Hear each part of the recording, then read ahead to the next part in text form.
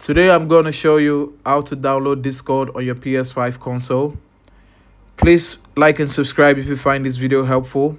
To get started, we want to check if our controller is connected. We see the blue light, we know that's connected.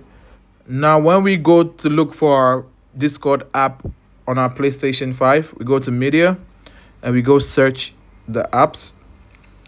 You realize when we type Discord and we search Discord, you realize the app cannot be found on PlayStation Store.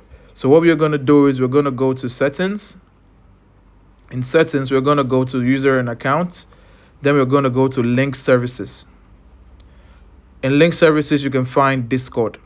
Now, I've already linked my Discord, but for the purpose of this video, I'm going to unlink and link it again. So I'm going to unlink and I'll link the Discord again. So when you're linking your account, it's going to take you through the authentication process to ensure that you're the owner of the account, and then it will be linked. If you found this video helpful, please don't forget to like and subscribe. Until the next one, see ya.